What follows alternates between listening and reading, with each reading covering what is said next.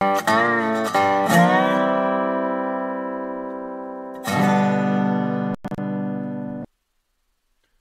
morning, everybody, and welcome back to Coffee with Craig. We are talking firearms. We're talking Second Amendment policy and advocacy. You name it, we're talking about it right here on Coffee with Craig. Want to be sure to give a shout out to our sponsors, Sacramento Black Rifle and Sparks Black Rifle, who make sure that we are able to be here for you. So please check them out. Check them out on Facebook and Instagram. They are the two of the, once again, as I like to say, the West Coast premier gun stores. They believe in not just being in the commerce of the Second Amendment and firearms, but also promoting access to the Second Amendment and our right to keep and bear arms. So support them as they support your right to keep and bear arms. Also want to remind you to please like and share this video feed so that your friends can become our friends and join us in the conversation. And finally, I want to make sure to tell you to subscribe to our YouTube channel, as well as to follow our Facebook page so that you can get the alerts when we go live. And I almost forgot to remind you, go to fpcgear.com. That's where you can get all sorts of cool T-shirts, swag, however you want to pronounce it, stuff to help promote our right to keep and bear arms, look cool, as well as knowing that every dollar that you spend there goes into the fight for our right to keep and bear arms. You can find very cool T-shirts, whether it's our Right to Bear Arms T-shirt, our Gadsden flag T-shirts for him or her, or our Gun Rights T-shirt. Why? Because I can't carry a cop in my pocket. That's fpcgear.com, fpcgear.com. So let's get into talking about today's topic. Now, we all know that the media, for some reason, they subscribe to the Rahm Emanuel, philosophy when it comes to tragedies, and they believe never let a good tragedy go to waste, or never let a good crisis go to waste. And so every single time there's a shooting, they drag out all of these various different talking points to talk about why we need to do this, why we need to ban guns, why we need to be anti-gun. And some of the worst offenders are on CNN, who like to call themselves an objective news network, but we all clearly know that they're not. They're more like a cartoon news network. But what they like to do, and this is what's been interesting that I noticed after the shooting in Santa Fe, I noticed that because it didn't fit their narrative, we knew, or at least I knew, that it was going to give them a problem because they couldn't really bring up all the stuff they like to bring up when it comes to a lot of these active shooter situations or school shooting situations. They're not going to be, because it doesn't fit the narrative. But what I didn't expect, what I honestly did not expect, was for them to actually actively and visibly on air lament that they really didn't have, that this didn't fit, that this didn't help their cause, that this shooting didn't fit the narrative. They knew it didn't fit the narrative, but what they didn't want to say is, well, but it doesn't help our cause as we try to push gun control. Check them out.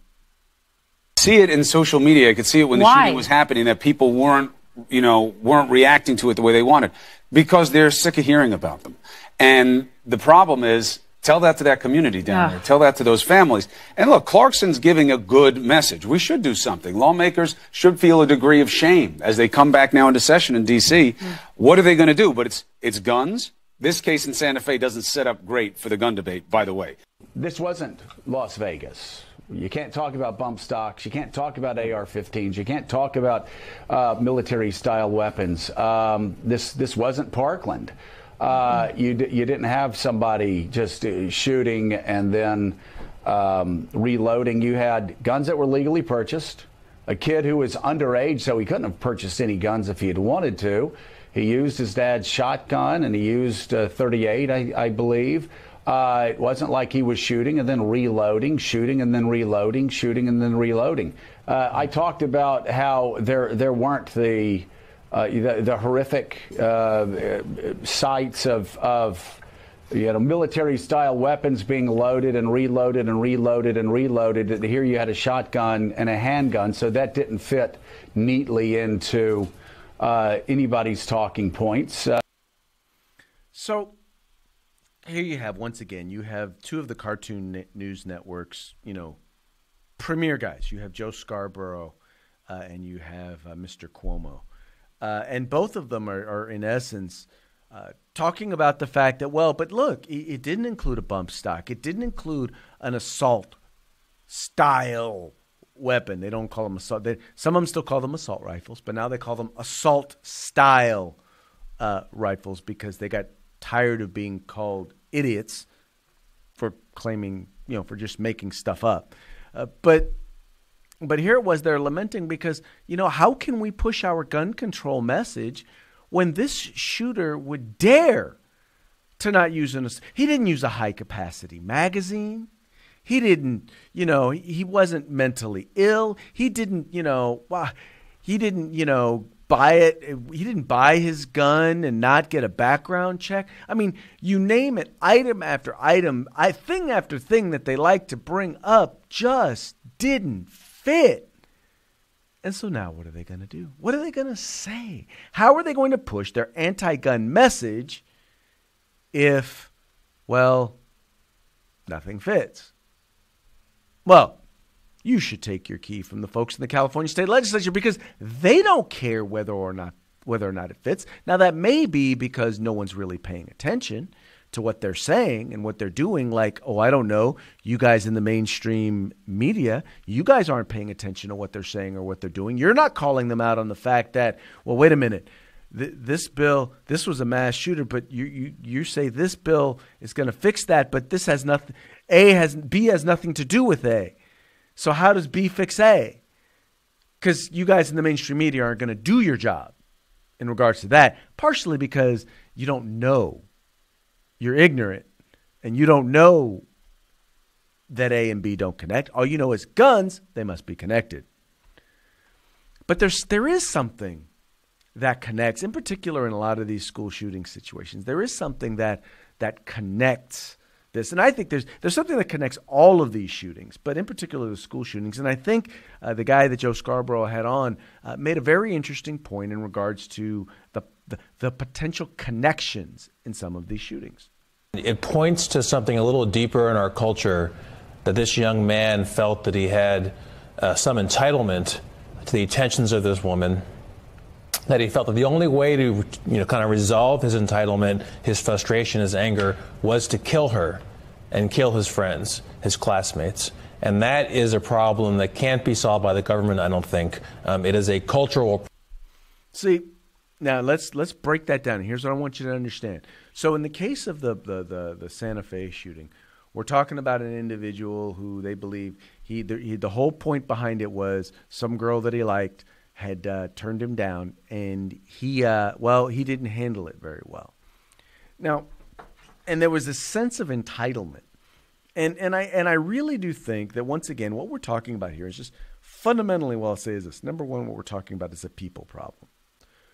When an individual decides that they're going to conduct a mass shooting, their goal is not to just shoot up people. Their goal is to inflict harm on as many people as they can, to inflict harm on others.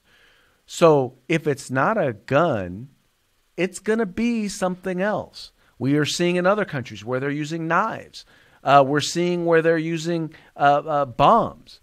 I mean, some cases they're using cars.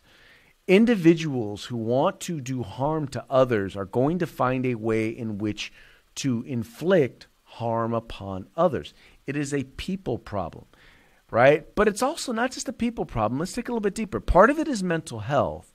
But you know what? Part of it is, for lack of a better term, it's a morality problem. It is this idea that we have created we've created this generation of people, of young people who are entitled or feel entitled to whatever it is.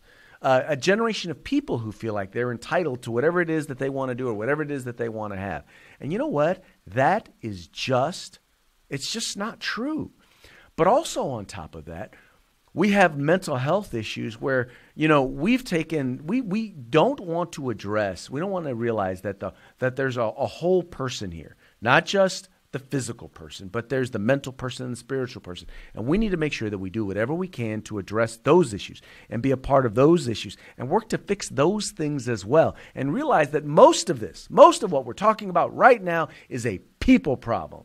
It's not a gun problem. So let's stop talking about banning guns. Let's stop talking about taking away people's rights. Let's stop talking about how we're going to disarm people who want nothing more than to defend themselves against these individuals who seek to perpetrate harm upon them. And those of you in the mainstream media, those of you at the Cartoon News Network, do us a favor.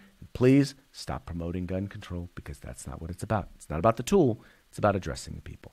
Anyway, folks, that's going to be it for today's Coffee with Craig. Thank you so much for tuning in. Thank you so much for being a part of the fight for our civil rights. Please remember to like and share these videos. Support the Firearms Policy Coalition by going to joinfpc.org and become a part of the fight for our civil rights. Remember, got to use them or we're going to lose them. You guys take care. If you like our videos, follow, subscribe, like, and share.